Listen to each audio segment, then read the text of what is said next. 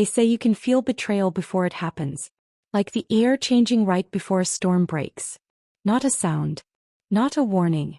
Just a quiet shift in the world that makes your chest tighten for no reason at all. That was how it started for her. Not with screaming. Not with tears. Not even with anger. It started with silence. The kind that sits too heavy in the room. The kind that presses against your skin and makes your instincts whisper that something is wrong, even when your heart is still trying to believe everything is fine. She stood at the edge of the stone balcony, the cold wind brushing past her hair, carrying the scent of pine, smoke, and distant rain. The packed grounds stretched below her, peaceful in the soft blue glow of moonlight. Torches flickered along the paths. Wolves moved quietly between the trees. Everything looked exactly as it always had. Safe, familiar, home. And yet her chest ached. She pressed her hand to the mark on her shoulder, the faint silver imprint that tied her to the man she loved. The mark pulsed once, sharp and sudden, like a warning she didn't understand. A dull ache followed, spreading slowly beneath her skin. She winced. It hadn't done that before. Not like this. She told herself it was nothing. Maybe nerves. Maybe excitement. Maybe the cold. There were so many reasons it could be anything but what her instincts were screaming at her to consider. Because the truth, the real truth, was unthinkable. She had waited her entire life for her mate. Waited through loneliness. Through whispers from other wolves. Through the quiet shame of being the one no one chose. And when he finally came into her life, he had felt like fate correcting a mistake. He was strong. Respected. Calm in a way that made the world feel steady when he spoke. When he looked at her, she felt seen, really seen for the first time in her life. He had told her she was his. And she had believed him. The wind shifted again, colder this time, carrying a low sound through the trees. A howl. Long, deep, distant. It echoed across the hills, lonely and mournful, the kind of sound that made something ancient stir in her bones. She shivered, pulling her arms around herself. Somewhere behind her, footsteps approached. She didn't turn. She already knew who it was. He always walked the same way, measured, confident, as if the world moved to accommodate him. The gravel crunched softly beneath his boots before stopping a few feet away. "You're out late," he said. His voice was calm. Controlled. Too controlled. She smiled faintly, still facing the dark horizon. "I couldn't sleep." There was a pause. Not long enough to be obvious, but long enough to feel. "You should rest," he said at last. "Tomorrow will be busy." Tomorrow. That word used to make her heart flutter. It used to mean plans, a future, something shared. Now it just made her uneasy. She turned to face him then, searching his expression. His face was handsome as ever. Sharp jaw, dark eyes, posture straight with authority. He looked every bit the future alpha he was meant to be. But his eyes didn't linger on her the way they used to. They slid past her shoulder, unfocused. Distracted. "Is something wrong?" she asked softly. He hesitated. Just a second. But she felt it like a blade sliding between her ribs. "No," he said quickly. "Of course not." He reached for her, resting a hand on her arm. The touch was familiar. Warm. And yet it felt distant. Like muscle memory, not emotion. Her mark pulsed again. Harder this time. A flicker of pain crossed her face before she could hide it. He noticed, just barely, but instead of concern, something else passed through his eyes. Impatience. "You're overthinking," he said gently, though his tone carried a subtle edge. "You always do that." She forced a smile, nodding even as something inside her curled inward. He always did that. She always imagined things. She always felt too deeply. That's what she'd been told her whole life. So she swallowed the ache and said nothing. He leaned in and brushed a kiss against her temple. It was brief. Almost perfunctory. Then he stepped away. "I have things to take care of," he said. "Don't wait up." And just like that he was gone. His footsteps faded into the night, swallowed by the trees and shadows. She stood there long after he left, staring at the place where he had been, her chest tight and hollow all at once. The mark burned again. This time she gasped. She pressed her palm against it, breath shallow, heart racing. It felt wrong. Wrong in a way she couldn't explain. The bond was supposed to be comforting, reassuring. A warmth that reminded her she belonged. This felt like a warning. Like something inside her was trying to wake her up. Somewhere beyond the balcony, past the training grounds and the outer gates, a figure stood half hidden in the shadows. A servant. At least that's what everyone believed him to be. He had been there for months. Quiet, observant, never speaking unless spoken to. He carried water, cleaned weapons, followed orders without question. Most wolves barely noticed him. But he noticed everything. He stood with his hood pulled low, golden eyes glowing faintly in the dark as he watched her from a distance. He had watched her many times before. Never too closely, never long enough to draw attention. Always from the edges. Always in silence. Tonight, his jaw tightened as he felt the shift in the air. He could sense her pain even from here, a sharp ripple that tugged at something deep in his chest. His hands curled slowly into fists. The bond was weakening. And that could only mean one thing. Behind her, the wind howled again, louder this time, sharper, filled with grief. She turned at the sound, heart pounding, but saw nothing. Only the empty courtyard. Only the dark. She hugged herself as a chill ran down her spine. Somewhere deep inside her, a voice whispered a truth she wasn't ready to hear. You are not as safe as you think. But she pushed it away. Because believing in love was easier than facing betrayal. Because trusting him felt better than questioning everything she had built her life around. Because the idea that her mate, the one person meant to protect her, could hurt her. That thought was too painful to touch. So she went inside. She closed the doors. She lay in bed alone.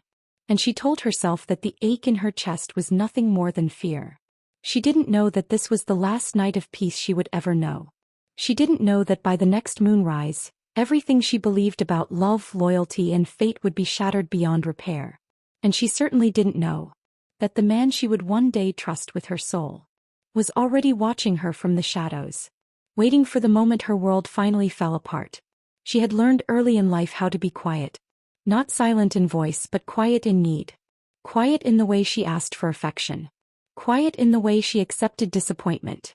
Quiet in the way she swallowed her feelings and told herself they didn't matter as much as everyone else's. It was a lesson carved into her long before she ever met him. She grew up on the outer edge of the pack territory where the forest thinned and the air always felt colder. Her parents had loved her, but love had never been stable in her world.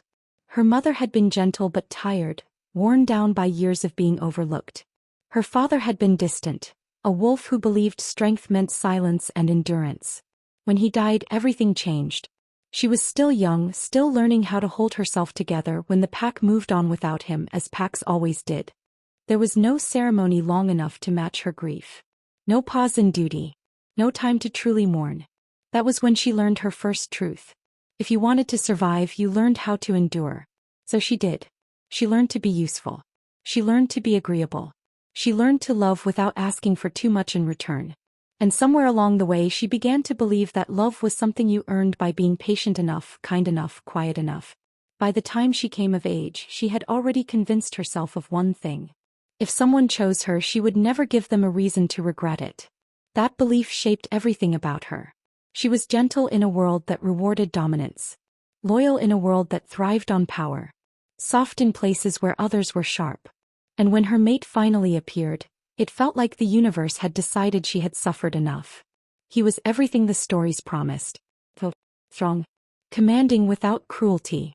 A wolf whose presence made others straighten their backs and lower their voices. A wolf born into respect, raised for leadership, molded by expectations he wore effortlessly. When he first spoke to her, she had nearly forgotten how to breathe. Not because he was intimidating, but because he looked at her as if she mattered. As if she was chosen. You're different, he had said once, studying her with those sharp, unreadable eyes. She had laughed nervously. Different how? He hadn't answered. Just smiled in a way that made her chest feel too full. From that moment on she was lost. He pursued her slowly at first. Thoughtfully. As if he were afraid of scaring her away. He brought her small things. Wild flowers, warm bread from the kitchens, stories about his childhood he rarely shared with anyone. When he touched her, it was careful. When he spoke her name, it sounded important. And when the bond finally snapped into place between them, it was everything she had dreamed of. The night it happened, she cried into his chest, overwhelmed by the warmth of it. The certainty, the connection, the promise of never being alone again. I'll protect you, he had whispered. She believed him with her whole soul. Because she needed to. Because the idea of being chosen by someone so powerful made her feel safe in a way nothing else ever had. From that moment on, she gave him everything. Her loyalty. Her trust. Her heart. She learned his moods before he spoke. She adjusted herself to fit the spaces he left open. She waited when he was distant. He forgave when he was cold. And slowly, so slowly she didn't notice it happening, her world began to revolve around him. The pack saw her as lucky. The future Luna. The woman chosen by one of the strongest wolves of their generation. They whispered about her with envy and admiration, never noticing the way her smile sometimes faltered when his back was turned. Never noticing how often she waited alone. Never noticing how she flinched when his temper sharpened, or how quickly she apologized even when she had done nothing wrong. Because from the outside, everything looked perfect. But perfection is often just pain wrapped in silence. She told herself it was normal. That all relationships took effort. That love meant compromise. That the ache she sometimes felt was simply the price of belonging to someone so powerful. And when doubt crept in, she buried it.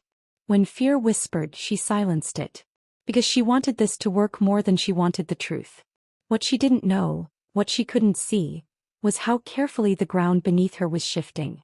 Because while she was giving him her whole heart, he was holding something back. And somewhere in the pack, beyond her sight, beyond her trust, pieces were already moving into place. The servant noticed it first. He always did. He saw the way the alpha's gaze lingered too long on another woman during council meetings. He noticed how his tone changed when he spoke of duty versus love. He felt the tension in the air whenever her name was mentioned in places she was not meant to hear. The servant saw the truth because he lived in the shadows. Because no one ever looked at him closely enough to realize he was watching everything. He saw the lies forming before they were spoken. And he saw her, soft-hearted, loyal, painfully hopeful, walking straight toward a future that would break her. There were nights when he wanted to warn her. Moments when he almost stepped forward and told her the truth. But he never did. Because fate had its own cruel timing. And because sometimes heartbreak is the only thing strong enough to awaken what sleeps inside a soul. She continued to love him with everything she had. Continued to believe in the future he promised. Continued to ignore the way her mark sometimes burned late at night, or how his touch no longer soothed it the way it once had. She told herself love wasn't supposed to be easy. She told herself she just needed to try harder. What she didn't know was that love should never feel like survival. And that the man she called her mate was standing at the edge of a choice that would destroy her world. And very soon, and when it happened, it wouldn't just break her heart. It would change who she was forever. The halls of the Alpha's keep were alive with motion, quiet beneath the sound of distant laughter and clinking preparations, yet tense in ways she couldn't quite name. Every candlelit corridor seemed to hum with anticipation, shadows dancing on the walls like restless spirits, whispering promises she wanted to believe. She moved among them with the careful grace that had been drilled into her since childhood, her hands brushing along polished wood, her mind filling with the warm, imagined future she had built from hope and devotion alone. The mating ceremony was approaching, and the air carried the scent of flowers, incense, and polished stone. Wolves of the pack offered congratulations as she passed, their eyes kind, envious, and admiring all at once. Some bowed slightly, others offered a soft smile, whispers following her every step. She returned their gestures with quiet gratitude, though inside, a strange ache whispered behind her ribs. It was soft, almost imperceptible, but it was there, a persistent tug she tried to ignore. She imagined that future, the one she had painted in her mind for months, for years. A life intertwined with him, with the power and stability of the pack at her side. Peaceful mornings, nights shared beneath the moonlight, laughter, warmth, and the quiet joy of simply belonging. She imagined herself standing beside him, hand in hand, unafraid, accepted, and cherished. She pictured the pack acknowledging her as Luna. Not just by title, but in the way the Alpha would look at her when no one else watched, in the moments when his distance melted into devotion. And yet, there were cracks forming in the perfect veneer. She noticed them in small ways at first. The brush of his hand when it lingered too briefly. The way his eyes sometimes drifted across the room, across faces that were not hers. He smiled at her politely, but it carried the weight of obligation rather than desire. There were late nights when he disappeared, his absence unannounced, footsteps fading through the corridors like smoke. When he returned, he carried the scent of other places, of conversations and counsels that excluded her, and she told herself it didn't matter. That he was simply fulfilling his duties, that the responsibilities of leadership were heavy. Yet each night, when she was alone in their shared quarters, the ache in her chest deepened. Her mark pulsed faintly, a subtle throb that made her fingers tingle whenever she pressed against it. She tried to convince herself it was fatigue or perhaps excitement, or the nerves that came with the approaching ceremony. But her instincts whispered differently. There was tension in his gaze she couldn't read, a wall in his posture she couldn't climb. And though she wanted to see it as love expressed differently, there was a coldness she couldn't shake. During the ceremony preparations, she moved among the silk and silver adornments, lifting veils and arranging flowers with delicate precision, her hands trembling despite her best efforts. Other wolves murmured compliments, praising her beauty, her grace, her calm demeanor. They spoke of the honor it was to have her as the future Luna, their admiration almost tangible in the warm glow of lantern light. She smiled and they smiled back, and she tried to drink in that warmth, trying desperately to anchor herself in the illusion that everything was as it should be. When he entered the room, she turned instinctively, the sight of him sending a familiar shiver down her spine. He was dressed formally, ceremonial garb that highlighted his strength and authority. The golden insignias glimmered in the light, emphasizing his power, and the wolves in the room instinctively bowed or fell silent in deference. He moved with deliberate precision, yet there was a distance in the way he observed her. His eyes scanned her and she felt it, an unspoken calculation rather than longing. She smiled, her heart lifting briefly, and reached toward him, expecting the warmth she had grown accustomed to, but he stepped past her slightly, nodding politely, his hand brushing hers almost absent-mindedly. She caught it, desperate to read affection there, but it was duty, not desire. And in that moment her stomach sank just a little. "Everything ready?" he asked, voice low but steady, carrying the authority of command. She nodded, brushing a stray strand of hair behind her ear. "Yes. All of it," she whispered, though her voice wavered slightly. He gave a faint, polite nod and turned away to speak with a council elder, leaving her alone amid the glow of the ceremonial lamps. She told herself over and over that it didn't matter. That he was doing what he needed to do, that this was how love sometimes looked. Responsible, reserved, measured. She reassured herself, he's just stressed. He loves me in his own way. Not everyone shows love the same. And yet her chest still ached. Her mark burned faintly beneath her fingers, a quiet pulse of warning she could not silence. It whispered that the picture she had painted in her mind, the life she had built in her heart, might not be as real as she hoped. Shadows in the corners of the room seemed to linger longer than they should, and the servant she had barely noticed moved silently, observing, his eyes too knowing, too aware of the fragile line she was walking between hope and heartbreak. Late at night she would lie awake, staring at the ceiling, listening to the faint rustle of the trees beyond the keep. The distant howl of a wolf would reach her ears, pulling her attention to the darkness outside, and she imagined him there, somewhere, carrying secrets she could not yet see. She felt torn between the joy of being chosen and the creeping unease that perhaps she was not truly seen, that the love she clung to so desperately might not be the love she thought it was. Every smile he offered, every word of reassurance, seemed slightly hollow in the quiet of her room. Every compliment from the pack, every nod of approval, felt like a fragile veil stretched over something she could not name. She wanted to believe, wanted to dive fully into the comfort of his presence, but a part of her, a quiet, insistent part, whispered that her world was not as safe as she imagined. That the perfect life she envisioned could shatter in the blink of an eye. And still she tried. She adjusted herself to fit the spaces he left open. She excused the absences. She forgave the distractions. She told herself love required endurance, required patience, required silent strength. And in doing so she wove a delicate illusion around her heart, a cocoon of hope so fragile that even a whisper could tear it apart. The day before the ceremony she walked through the grounds, the sun falling in gentle shafts of light through the trees. Wolves moved around her, training, playing, preparing for the celebration. She smiled politely, waved at familiar faces, and her heart lifted slightly at the thought of tomorrow. She could almost feel it, the life she had longed for. Almost feel the warmth of being chosen completely, wholly, without question. But the cracks were there. Small, almost invisible but persistent. A cold look she caught when he thought she wasn't watching. A door closed softly in the night, echoing in her mind. A hand that lingered too briefly, a touch that carried the weight of obligation rather than desire. The mark on her shoulder throbbed faintly, reminding her of the subtle truths she was too afraid to face. She told herself one last time, he loves me. He always has. Yet in the quiet corners of her mind a shadow lingered. The servant's eyes from afar, always watching, always waiting. The faint pulse of the bond that should have reassured her but only reminded her that danger was closer than she realized. And deep down, where fear met hope, she knew, without fully understanding, that tomorrow, everything could change. The illusion was perfect. But perfection, as she would soon learn, is often the calm before the storm. The moon hung low and silver over the keep, spilling its cold light across the quiet courtyards. She sat on the edge of a stone balcony, knees drawn up to her chest, watching shadows move beneath the oaks.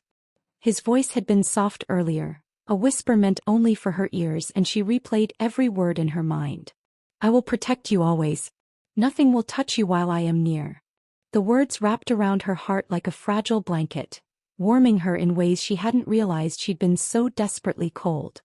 He had been near when she needed him, even if only in the way his presence allowed her to breathe easier. She trusted him fully despite the quiet unease that tugged at the edges of her mind. She told herself it was love, and that love required patience, forgiveness, and acceptance. Each time he smiled, even briefly, her chest fluttered, hope soaring. Each time he brushed a hand against hers, or held her gaze a moment too long, her heart leapt with the promise of belonging. But shadows never stay hidden for long. Even as the warmth of his assurances wrapped around her, the eyes of others followed, watching, judging, waiting. A female wolf lingered nearby, always just beyond her sightline, a subtle tilt of her head that whispered envy and malice. Her presence made her pulse thrum, not with fear but with the strange electric tension of being observed. Every step she took toward trust was mirrored by the silent warnings in the eyes of others. The gentle caution of the elder who shook his head ever so slightly, the servant who lingered with a stillness that was almost unnatural. She spoke into the night, revealing the cracks she had never shared aloud. I'm afraid, she whispered, voice trembling as she pressed a hand to her chest. Afraid I'll be left again. And he had leaned close, hand over hers, anchoring her to a reality she had come to trust. A reality that made her believe for just a moment that perhaps this time she would be safe. He had brushed her hair back, his thumb lingering near her temple, eyes serious yet soft. You are not alone, he said. Not ever. I swear it. And the promise was intoxicating, almost dangerous in how it made her believe, how it made her hope. But the audience knows what she does not. Her mate's words, his tender touches, his gentle reassurances, each one was carefully measured. Outside the private sanctuary of the night, the wolf she called her mate carried ambitions that stretched far beyond her heart. Political schemes, alliances with other packs, whispers of secret meetings she would never hear about, never be invited to. His priorities were not hers, and each night she fell deeper into belief. The trap tightened without her realizing. The servant, so quiet, so still, who appeared devoted in her presence, was not merely observing out of loyalty. His intentions were wrapped in layers of secrecy, a puzzle the audience could see but she could not yet decipher. He had knowledge of matters far beyond her understanding, and every glance, every half-smile, carried weight she could not yet grasp. And the hidden truth of her mate's heart loomed over all. There was someone else. Someone who demanded a piece of him she would never have. The irony was cruel. While she opened her heart fully, exposing every fear, every hope, every desperate longing, he held pieces of himself elsewhere. Every intimate moment, every whispered promise to protect, carried with it a shadow of betrayal that she could not yet see. Despite the gentle warmth of their conversations, a tension simmered beneath every smile, every touch. She laughed with him under the soft glow of lanterns, her laughter light, musical, a balm to her anxious soul. He laughed too, but there was a subtle calculation in his movements, a careful distance that pulled like an invisible thread, reminding the audience that love alone was not guiding his actions. And yet she clung to him. She leaned into his presence, allowing the soothing cadence of his voice to ease the sharp edges of her past wounds. She revealed her deepest fears, not just of abandonment but of being invisible, of never being enough. And he listened, nodding, holding her hand, offering reassurances that carried the weight of truth, or at least the illusion of it. In these moments he became her anchor, steadying her in a world that often felt cruel and unpredictable. Outside, the night deepened. Wolves moved through the shadows, silent hunters whose eyes gleamed with the reflection of the moon. Somewhere in the distance, a tree branch snapped, a reminder that even in moments of closeness, danger lingered. Every whispered secret she shared, every vulnerability she exposed, was seen through eyes that were not entirely her own. The audience understands the precarious balance. She trusts completely, but the foundations of that trust are fractured, ready to splinter at the slightest strain. And then there was the irony of dramatic suspense. As she allowed herself to hope, to believe that her mate's hands, words, and promises were enough, the audience could see the undercurrents, the hidden motives, the political manipulations, the silent rivalries that would soon collide with her trust. Each tender scene, the late-night talks, the hand held in quiet reassurance, the shared moments of laughter and tears, was amplified by knowledge she did not yet possess. The tension was palpable, coiling around her heart like a serpent she could neither see nor feel. Through these nights she grew emotionally dependent without realizing. She craved his presence, the warmth of his attention, the validation his promises offered. In his proximity she felt safe in ways that bypassed reason, trust forming before understanding could catch up. And that very dependency, the way her heart leaned into him so fully, made the coming revelations all the more devastating. Side characters wove themselves into the story subtly, shadows in the periphery. The jealous female wolf, her eyes narrowing whenever she glanced at the protagonist, was a quiet but constant presence, a reminder that desire and ambition were never absent in a pack governed by power and hierarchy. The servant remained near, a silent observer, his gaze almost imperceptible yet never missing a detail, hinting at secrets that would later unravel her understanding of who could truly be trusted. And the elder, with his careful words and concerned glances, planted seeds of doubt that she, blinded by affection and loyalty, refused to nurture. Through each whispered conversation, each tender touch, each shared laugh, the audience was left with a gnawing awareness. Every heartbeat she gave to him, every fragment of herself she entrusted, was being measured against unknown ambitions, hidden desires, and a web of secrets that threatened to collapse around her.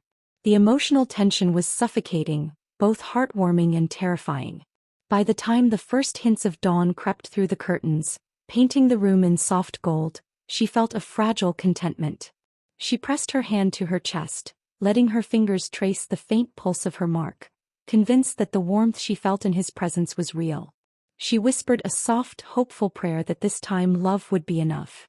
But the audience knew otherwise. The cracks were already forming. The servant's eyes never wavered, the rival female wolf's envy never dulled, and her mate's divided heart had already set the stage for betrayal. Every smile, every word of comfort, every intimate gaze carried the undercurrent of secrets that, if revealed, would shatter the fragile trust she had built. And in this delicate charged equilibrium the bond between them deepened, not just through love, but through necessity, through reliance, vulnerability, and the human need to anchor oneself in another when the world feels unsteady. She clung, she hoped, she trusted. And every moment of that trust, every beat of her heart, carried the weight of anticipation, dread, and the undeniable magnetism that bound them together. The audience held their breath alongside her, aching with the knowledge that the very bond that warmed her soul was poised on the edge of revelation, that every tender interaction was a thread woven into a tapestry that would soon unravel in ways neither of them could fully predict. The first sharp chill of dawn crept across the valley, brushing her skin through the layers of fabric she thought would protect her. The warmth of the night's bond lingered, but it already felt thinner, stretched taut by subtle pressures she barely noticed. He moved through the room with the same quiet authority that had first drawn her in, his hands decisive in every action, his gaze steady yet cold. Each command, each suggestion framed as care, felt soothing, but beneath that surface, a tightening coil wrapped around her chest. "This is for your own good," he murmured, and she nodded, swallowing the knot of unease that twisted in her stomach. He had begun to decide things for her, small at first. A meal chosen, a walk delayed, her interactions subtly monitored. He claimed it was protection, that she was too delicate, too precious to be exposed to the harsher edges of their world. And she had believed him. She had let herself be shielded, believing that his love justified the small limitations. Yet with every act of care, the warmth of his presence grew heavier, the air between them thickening with expectation and unspoken rules. Her freedom became a currency she was not allowed to spend, and she didn't yet know how much she had surrendered. The gifts began next. Small tokens, a ribbon, a pendant, words of affection stitched into every gesture. Each one felt like a promise, a tangible proof of devotion, but she could sense a subtle undertone, a quiet assertion that these were not merely gifts but chains, invisible yet binding. The more she clung to these symbols of love, the more she felt herself shrinking inside, the little girl she had been who longed to be chosen and safe, being replaced by a quieter, smaller self who only existed to please him. She felt protected, yes, but in that protection was the unmistakable echo of control. Her thoughts became a battleground. She wanted to trust, wanted to believe in the love that wrapped her like a blanket, but a faint whisper of doubt gnawed at her mind. There were moments, tiny flashes, when she caught a glimpse of the man behind the tenderness. A mind sharp, calculating, aware of the stakes, willing to bend rules and realities to maintain the image of devotion. She asked herself, is it love if it binds me? If it chooses my path for me? She pushed the thought away, swallowing it in favor of the warmth that still radiated when he brushed his hand against hers or spoke softly, claiming he understood her better than anyone ever could. And yet he knew.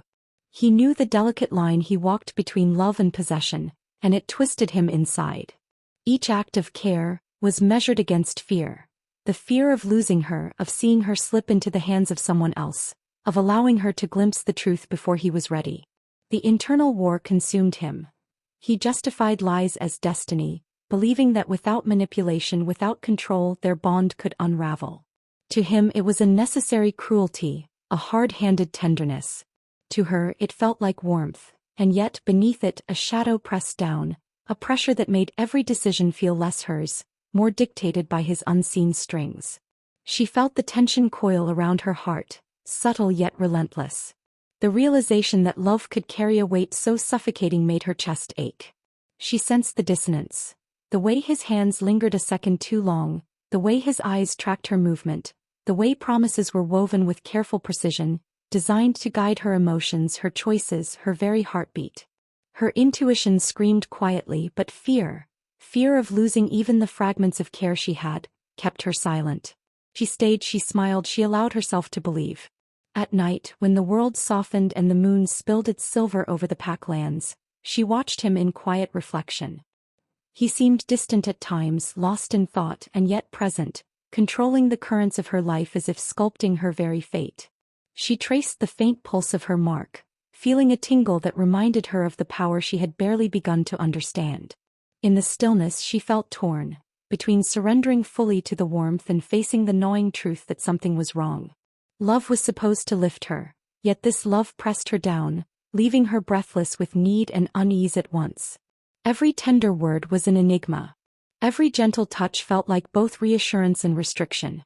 The air around them vibrated with unspoken tension, the quiet moments charged as if the world itself was holding its breath, waiting for the inevitable fracture. She wanted to confront the feeling, to speak her unease aloud, but the weight of affection, the need to believe, pressed her lips closed. And then there was the servant, always near, silent, observing with a patience that unnerved even her as she clung to the illusion of safety. His eyes were watchful, calculating, aware of things she could not yet name, of truths hidden behind the carefully constructed layers of control. Every glance he cast, every subtle movement, served as a reminder that in this delicate dance of closeness and restriction, there were eyes beyond her mate, eyes that saw the bonds forming, and the cracks forming along with them. Within these hours of growing dependence she felt her own power subtly pulling at her, a whisper of silver flame flickering within her fingertips when emotions ran high, when fear or longing threatened to overwhelm her. She hid it, not fully understanding it, but the pulse of energy beneath her skin responded to the tension around her, the push and pull of control and affection. It was a silent rebellion, a heartbeat of resistance she did not yet fully acknowledge. He noticed every flicker of flame, every hesitation in her movement, Every subtle glance toward the servant or the envious female wolf did not escape him. And yet he allowed it. Sometimes to test her, sometimes to feel her stir, sometimes to measure the depth of her loyalty and attachment. The psychological gravity between them deepened. She was drawn toward him not just by warmth, but by the pressure of his presence, the compelling need to satisfy, to remain chosen. The moral tension built incrementally, layer upon layer. She longed for freedom and self-expression, yet felt tethered by love she could not fully define. He justified every act as necessary, as protective, as destiny. She rationalized every pang of discomfort as the quirks of love, the eccentricities of someone who cared too deeply. In private they shared laughter, quiet conversations, fleeting touches. In public the veneer of normalcy, of devotion, was flawless. Yet beneath it all the heartbeat of tension pulsed, a reminder that the warmth she clung to was never without its cost. At night she would lie awake, staring at the ceiling, hands pressed to her chest as though willing her heart to understand what her mind could not yet accept. She questioned herself quietly, am I imagining it? Is love supposed to feel this heavy? Or is this something else? The silver flame whispered against her palm, a reminder that she was not powerless, that the bond she felt was not the only force shaping her destiny. And in that quiet, fearful space, the audience felt the growing dread, the suffocating intimacy that held both promise and threat, love and control, hope and despair. Each hour passed with the invisible tension coiling tighter, each gentle smile, each tender word from him carrying weight beyond affection. The audience knew the truth he hid, the motives that guided his control, the lies cloaked in care. Every small act of closeness was mirrored by restraint, every word of comfort tinged with subtle calculation. She could not see it yet, and that was the cruel brilliance of the bond. The combination of desire, love, and the instinctual need to belong, wrapped tightly around a cage she didn't yet recognize. By the hour's end she felt the duality acutely. Safe, cherished, protected, but also smaller, silenced, and tethered to a destiny carefully constructed without her full understanding. And the audience, perched at the edge of this unfolding story, felt the tightening of the narrative coil, the suffocating tension of love's weight, the dread that each act of tenderness carried consequences she was powerless to foresee, and the quiet, burning question, when will the illusion fracture and at what cost? The hall shimmered with candlelight, polished surfaces reflecting the faces of wolves who had gathered for the engagement announcement. Music drifted softly, but it felt distant to her ears, like it belonged to someone else's world. She stood in the center, dressed in ceremonial white that was meant to mark joy and unity, yet her chest felt hollow, as though someone had reached inside and lifted the beating heart she had entrusted so completely to him. Around her, smiles bloomed, wolves clapping, elders nodding, voices murmuring blessings, but she couldn't hear them. Every laugh felt like a blade, every cheer a reminder of the role she had agreed to play, the role of the chosen mate, the expected Luna, the obedient figure in a carefully constructed future that suddenly felt alien. She forced a smile, the kind that was practiced, polite, graceful, hiding the tremor of unease that danced along her spine. Her hands were steady, her posture perfect, but inside, a quiet fracture was spreading. The moment was supposed to mark the beginning of everything she had longed for: security, love, belonging. And yet a small voice, deep and insistent, whispered that none of this was hers, not truly. It belonged to the image her mate wanted to project, to the pack, to the ceremony, to the power he wielded so effortlessly. She had chosen to believe, and now, in the silence beneath the music and the whispers, she felt the sharp sting of the trap. He approached her then, his steps measured, eyes distant but commanding. He placed a hand over hers, a gesture meant to reassure, to claim, to cement their bond in the eyes of all. His touch, warm and steady, carried the promise of love, but it was hollow too. She sensed it, a subtle pull, a calculation beneath the surface, the invisible threads of his control woven so tightly they pressed against her skin. She wanted to trust him, she wanted to melt into that warmth, to believe in the life they had been building in her imagination.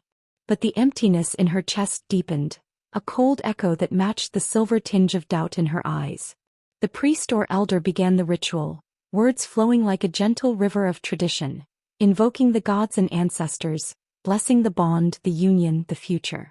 She moved through the motions, reciting lines she had memorized, nodding when she was supposed to, Yet every syllable was weighed down by an unspoken question. Is this real? Does he feel it too? Or am I alone in this? Her mind flashed with the faint, almost imperceptible clues she had ignored. The late nights, the absences, the coldness behind his eyes, the faint hesitance when he spoke of devotion. She had brushed them aside, clinging to hope, believing in love. And now the weight of that hope began to crumble. And then, like a thunderclap in a quiet sky, the revelation hit. It wasn't meant for her to know, at least not publicly.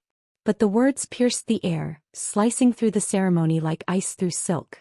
He had another mate. A secret carefully hidden, a bond maintained out of sight, in the shadows of ambition and desire. She could feel the gaze of the hall shift, the subtle intake of breath from those who had gathered, the unspoken acknowledgement that the carefully curated image of devotion had been a lie. Her knees threatened to buckle, and the hollow pit in her chest expanded into a cavern of shock. The music stopped. The whispers grew louder, a chorus of judgment and astonishment. Every blessing, every congratulatory word, became a weapon in her ears, each one hammering the truth deeper into her soul. She realized with a clarity that felt both sudden and inevitable, that she had been a convenience, a placeholder in a grand design that valued power above love, ambition above loyalty, status above the tenderness she had offered so freely. The bond she had cherished, the trust she had invested, was built on a foundation that had always been false. Her vision blurred with tears she didn't try to stop, a storm of grief and rage coiling in her chest. She could feel the heat rising, an inferno of betrayal that pressed against the surface of her skin. Every instinct screamed to flee, to run from the humiliation, from the pack, from him. She had trusted him with her heart, with her life, and now that trust was in ashes at her feet. Every carefully measured gesture, every small act of tenderness, had been manipulated, curated, and weighed against ambition. He hesitated, seeing her reaction, his own expression a complex tangle of guilt, calculation, and fear. For a fleeting moment there was a crack in the mask, a flicker of something human, something remorseful. But it was gone almost as quickly as it appeared, replaced by the same poised authority that had bound her so tightly. The audience, those wolves who had once offered smiles of celebration, now looked upon her with a mix of curiosity, pity, and judgment. And she felt utterly alone, the center of a storm of revelation that threatened to tear her world apart. Her mind raced, flashes of memory igniting in chaotic bursts. The whispered reassurances, the tender glances, the nights spent believing in a love that had never truly been hers. The flame of her own silver power stirred within her, responding to the fury and heartbreak, flickering along her fingertips, a silent testament to the depth of the violation she felt. She clenched her hands, feeling the heat rise, her body humming with energy she had barely begun to understand. It was as if her soul itself rebelled, refusing to remain small, silent, or broken. The hall itself seemed to shiver with the weight of the revelation, the energy in the room thickening, pressing against the boundaries of decorum and tradition. Eyes shifted, whispers sharpened, and the stark contrast between ceremony and chaos left her disoriented. She could barely hear her own thoughts over the pounding of her heart and the roar of the betrayal echoing in her mind. Every step she took away from him felt both impossible and inevitable, a physical manifestation of the fracture that had opened inside her. She wanted to speak, to scream, to demand the truth, to demand justice, to demand recognition of the love she had given so blindly. But words failed her, caught in the tight throat of shock and disbelief. Instead she let the silence speak, her posture rigid, her jaw tight, her eyes alight with a fire that had been kindling unnoticed for years. The audience felt it too, the quiet defiance that radiated from her despite the heartbreak, the tremor of power beneath her calm exterior, the simmering anger that could no longer be contained. And as she stepped away from the ceremonial center, leaving behind the carefully orchestrated illusions, the audience witnessed a transformation, the shift from hope to despair, from trust to vigilance, from victim to someone who would no longer be played. Her chest heaved with unspent emotion, the hollow ache replaced by a tension that was both pain and preparation. She had crossed a threshold. Nothing would ever be the same. The world outside the ceremonial hall seemed impossibly quiet after the storm of revelation. The voices, the whispers, the gasps, they lingered like ghosts in her mind, shadows that refused to leave. She felt hollow, as if the heart she had entrusted so blindly had been wrenched from her chest and held aloft for all to see, a trophy of her mate's ambition. Her status, the security she had believed in, evaporated in an instant. The position she had trained, dreamed, and lived for, the Luna, the revered partner, was meaningless now, a costume she had worn to hide her vulnerability. Every step she took away from him felt surreal, her feet moving of their own accord, guided by shock and the quiet insistence that she must leave. The hall blurred around her, faces frozen in judgment, murmurs spreading like fire, and the cold realization that safety had been an illusion. She was no longer protected, no longer chosen, no longer valued for herself. The betrayal carved deep, a jagged wound that no apologies or explanations could mend. Each heartbeat echoed emptily in her chest, a reminder that the life she had imagined, the love she had believed in, was gone. Her mind swung between numbness and fury. Anger burned hot, sharp as the silver flame that had long whispered beneath her skin, eager to rise. Shame wrapped around her like chains, binding her tongue, her shoulders hunched against the weight of public exposure. She had trusted, loved too deeply, and now that love was a weapon turned against her. How could she have been so blind? How could she have believed in his touch, in his words, in the promises whispered beneath moonlight, when they were merely tools for control, for power, for his gain? The air outside the hall was cold, biting, as though nature itself reflected the emptiness inside her. Each gust of wind felt like a companion to her grief, lifting strands of her hair, chilling her exposed skin, whispering that she was alone. She wanted to collapse, to surrender to despair, to allow herself the luxury of tears that could never reach the depths of the damage done. But her body refused, rigid with tension, poised for a fight that had not yet arrived. The silver flame flickered faintly under her skin, a heartbeat of power she barely controlled, a reminder that she was more than what they had tried to define her as. Separation was both literal and spiritual. He did not follow. He did not call her back. His gaze, once a harbor she had clung to, now looked away, distant, indifferent, almost calculating. The silence stretched, deafening, replacing love with absence. She could feel the eyes of the pack upon her, some curious, some pitying, some whispering their judgments into the wind. And yet she moved forward, each step heavy with grief, each movement a quiet declaration that she would not crumble entirely. Her thoughts returned repeatedly to the words she wanted to shout, the truths she wanted to hurl at him. "I loved you, and you let me believe it." The sentence echoed inside her, a mantra of betrayal and sorrow. It held the weight of every broken promise, every quiet night spent hoping, every tender glance that had been misread. It was both condemnation and confession, a recognition that the depth of her love had been met with nothing but deceit.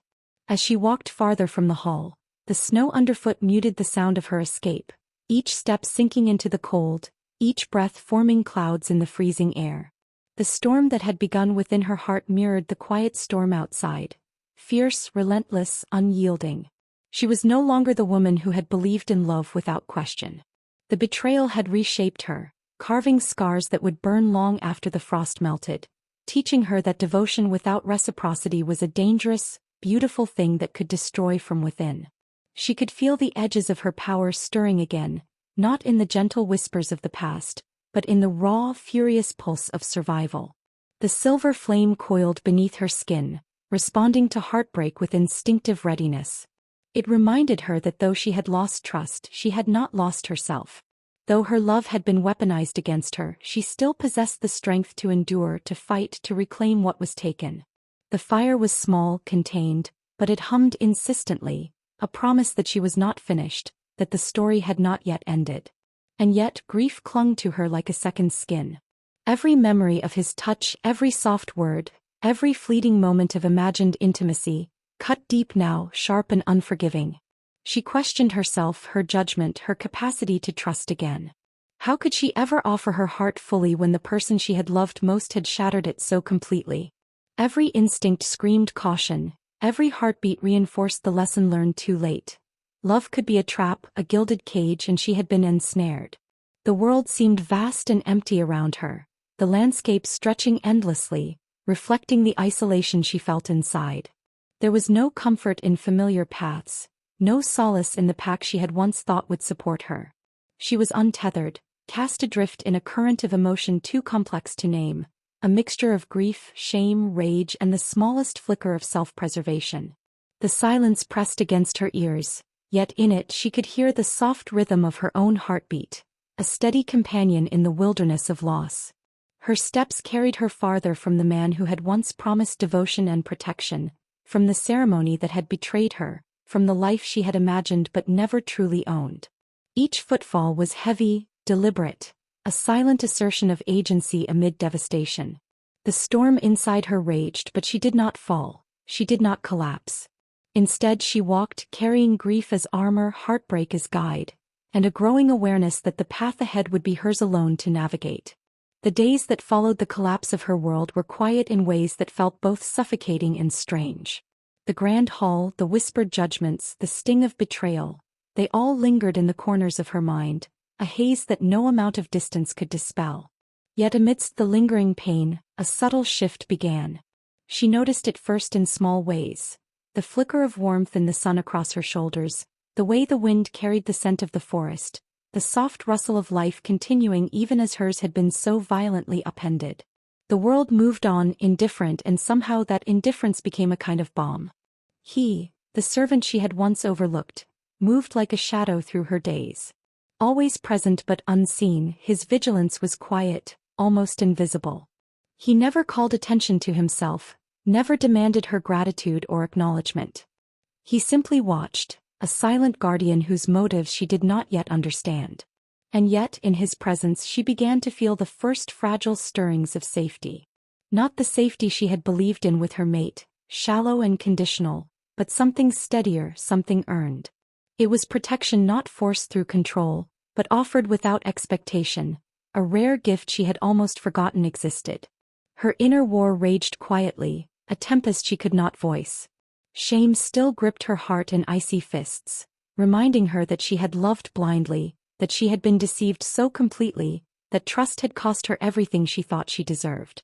Fear stalked her every thought, fear of believing again, fear of opening herself to someone who might also betray, fear that her heart, once broken, might never be whole. And yet, alongside these fears, a different current began to pulse. Curiosity, cautious hope, the realization that perhaps trust could exist on her own terms, and that someone could see her, not as an object, not as a possession, but as a person worthy of respect and care. The servant's presence became a quiet anchor in the storm of her emotions. In the smallest gestures, leaving a warm meal, ensuring her quarters were safe, watching the forest's edges for danger, she felt a connection forming. It was subtle, easily overlooked if one were searching for grandeur, but its power lay in its consistency. Unlike the explosive passion and lies of her mate, this attention was gentle, unobtrusive, yet insistently protective. Slowly her walls began to lower, brick by cautious brick, allowing her to breathe in a world that had felt too heavy to navigate alone. At night, when silence pressed its weight upon her and memories of betrayal threatened to consume her, she felt it again. The servant's vigilance, a shadow just at the edge of perception. She sensed his awareness, not invasive, not demanding, but present. He never intruded, never asked for her attention, yet she felt the pulse of his strength intertwined with the quiet, undeniable proof that she was not alone. There was power in restraint, in knowing he could act and yet chose to wait, and that knowledge began to soothe a part of her that grief had numbed. Her healing was neither linear nor graceful. She stumbled, faltered, cried in ways that went unseen. Her shame whispered cruel truths. You are too trusting. You are too soft. You are too vulnerable. Her heart, tender and bruised, recoiled from the thought of opening again, of risking herself to someone, anyone. And yet, within the rawness of this struggle, there was a spark, a recognition that her pain could also be a guide, that survival did not require the absence of love, but the careful selection of those worthy of it. The servant's patience became a mirror to her own resilience. He never rushed, never pressured, never claimed more than he was given. He simply acknowledged her boundaries, respected the fragile rhythms of her emotions, and recognized the strength she carried beneath the fatigue and grief. In him she saw reflection. Someone who could understand power without domination, intimacy without exploitation, care without expectation. Slowly she began to feel herself responding, not with abandon, but with a cautious willingness to allow a heart that had been shattered to beat once more. She wrestled with contradictory impulses, to close herself off completely, to guard every feeling, every heartbeat, every thought, and yet to let the ember of trust glow faintly within her. Each time she looked at him, she felt the tug of something unfamiliar yet profoundly compelling. A sense that the world could be different, that protection could be given freely, that connection could exist without cost. It was tentative, a quiet defiance against the memories of pain that threatened to define her forever. Days stretched into weeks, each one testing her resolve, each one offering subtle lessons in patience, in observation, in self-preservation. And always the servant was there. Not a savior, not a rival, not a manipulator, but a constant, watching figure whose presence reminded her that strength could coexist with vulnerability, that power could be wielded with humility, and that trust could be rebuilt slowly, deliberately, on foundations that she herself controlled. The silver flame beneath her skin, once unpredictable and raw, responded to this newfound calm. It no longer surged only in panic or fury but flickered gently, a quiet acknowledgement that her inner power was hers to command, not a tool for someone else's ambition. And in this flicker she found courage. The courage to confront her past, to face the betrayal, and to allow herself the possibility of hope. She began to recognize the servant not as a replacement for what had been lost, nor as a balm for every wound, but as a symbol of what could exist when love was patient, careful, and unselfish. The war within her, between grief and longing, shame and desire, fear and hope, did not end overnight. It was a slow, painful process, but with each day the edges of despair softened, the burden of betrayal grew more bearable, and the possibility of a future unshaped by lies became more tangible. Hope was fragile, yes, but it was real. And with its first tentative stirrings she felt the faintest whisper of possibility. That even after devastation, even after heartbreak that threatened to consume her entirely, life could offer more than survival. There could be trust. There could be love. There could be connection that honored her strength instead of exploiting it.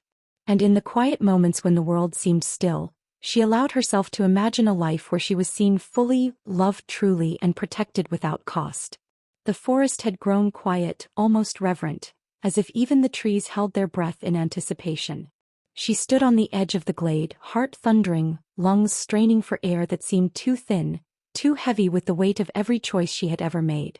Around her, shadows stretched long under the silvered moonlight, a hushed audience for the moment she had feared and longed for in equal measure. Every nerve in her body was alive, every pulse a drumbeat of uncertainty, of hope, of fear, of desire. He stepped from the shadows, calm, measured, regal in a way that made the ground itself feel smaller beneath him. The servant she had known, the quiet presence that had tended to her without question, was no longer a mere observer of her life. In that moment the truth revealed itself in layers too complex to fully comprehend at once. He was the Lycan King, the one she had only ever heard of in whispers and legends. The one whose name alone could command packs, sway clans, and bend even the fiercest enemies to his will. And yet he had never pressed his power upon her. He had waited. He had let her find her footing, her voice, her own strength. And now, finally, he offered not domination, not force, but equality. She felt every past betrayal, every stolen breath, every moment she had been dismissed, rush through her like a wave of fire and ice. And yet, beneath the fury and the grief, a seed of clarity took root. He had not sought to control her, not truly. He had observed, protected, and waited for her to claim her own heart, her own choices. This was a love forged not in deception or fear, but in patience, in respect, in the rarest kind of understanding. Her choice trembled on the edge of her lips, not because it was pressured, not because it was demanded, but because it was finally hers to give freely. The air seemed to thicken with the weight of destiny and desire, every rustle of leaves, every whisper of the wind echoing the magnitude of this moment. She looked into his eyes, eyes that had watched her, known her, waited for her, and saw the reflection of her own courage staring back. In them there was no claim, no expectation, only acknowledgement and unwavering regard. And so she spoke, her voice steady despite the tumult within. "I choose us. On my own terms." The Lycan King's expression softened, the faintest curve of a smile breaking through the stoicism he had maintained for centuries. It was not the triumphant smile of a conqueror, but the quiet, profound satisfaction of a man who had waited and been rewarded with something far more precious than obedience. He had been trusted. And trust, she realized in that moment, was a far more powerful bond than any mark, any ritual, any forced union could ever create. The forest seemed to exhale with them. Silver moonlight danced across their forms, catching in the soft glimmer of her mark, flickering not with uncertainty, but with the quiet glow of belonging reclaimed. The servant, the king, extended his hand not to pull her into subjugation, but to walk beside her, shoulder to shoulder, equal in every sense that mattered. She took it not out of duty, not out of fear, but because her heart, so battered and bruised, had learned once more to trust, to hope, and to choose.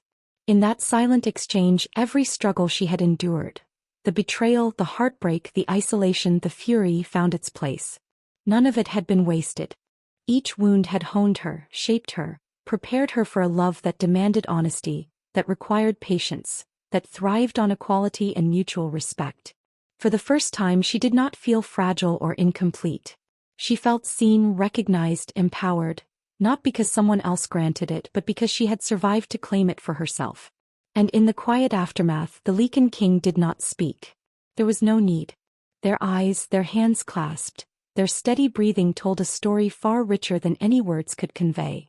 A story of endurance, of courage, of the slow, painstaking rebuilding of trust after devastation.